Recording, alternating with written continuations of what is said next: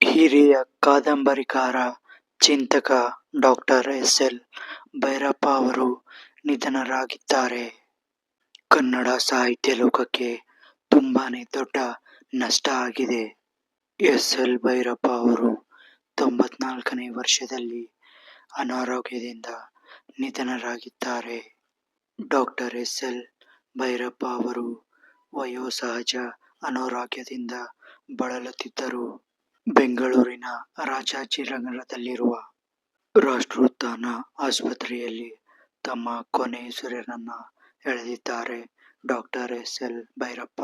ಸಾಹಿತ್ಯ ಲೋಕದ ಹೆಮ್ಮೆಯ ಕೃತಿಗಳು.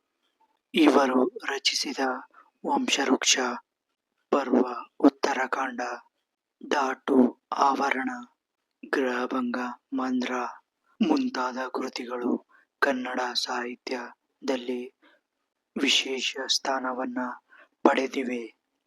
ಅವರ ಕಾದಂಬರಿಗಳು ಕನ್ನಡ ಮಾತ್ರವಲ್ಲದೆ ದೇಶದ ಇತರೆ ಭಾಷೆಗಳಲ್ಲಿ ಮತ್ತು ಇಂಗ್ಲಿಷ್ಗೂ ಅನುವಾದಗೊಂಡು ರಾಷ್ಟ್ರ ಮಟ್ಟದಲ್ಲಿ ಮತ್ತು ಅಂತಾರಾಷ್ಟ್ರ ಮಟ್ಟದಲ್ಲಿ ಪ್ರಸಿದ್ಧಿಯನ್ನ ಗಳಿಸಿವೆ. ಇನ್ನು ಪ್ರಶಸ್ತಿಗಳ ನೋಡೋದಾದ್ರೆ ಇವರಿಗೆ ಸುಮಾರು ಪ್ರಶಸ್ತಿಗಳು ದೊರೆತಿವೆ. ಅದರಲ್ಲಿ 2023ರಲ್ಲಿ ಭಾರತ ಸರ್ಕಾರವು ನೀಡಿದ ಪದ್ಮಭೂಷಣ ಪ್ರಶಸ್ತಿ, ಸರಸ್ವತಿ ಸಮ್ಮಾನ ಮತ್ತು ಸಾಹಿತ್ಯ ಅಕಾಡೆಮಿ ಪ್ರಶಸ್ತಿಗಳು ದೊರೆತಿವೆ ಡಾಕ್ಟರ್ ಎಸ್.ಎಲ್. ಭೈರಪ್ಪ ಅವರಿಗೆ. ಇನ್ನು ಇವರ ನಿಧನಕ್ಕೆ ಗಣ್ಯರಿಂದ ಸಂತಾಪ.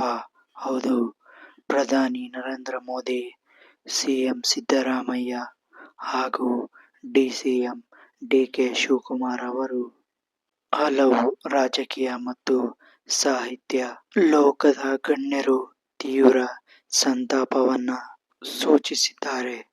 Doctor SL. ಭೈರಪ್ಪ ಅವರ ನಿಧನದ ಬಗ್ಗೆ ಪ್ರಧಾನಿ ನರೇಂದ್ರ ಮೋದಿಯವರು ಭಾರತೀಯ ಆತ್ಮವನ್ನ ಆಳವಾಗಿ ಶೋಧಿಸಿದ ಮಹಾನ್ ಚಿಂತಕರೊಬ್ಬರನ್ನ ಕಳೆದುಕೊಂಡಂತಾಗಿದೆ ಎಂದು ಪ್ರಧಾನಿ ಮೋದಿಯವರು ಟ್ವೀಟ್ ಮೂಲಕ ತಿಳಿಸಿದ್ದಾರೆ. So, doctor SL.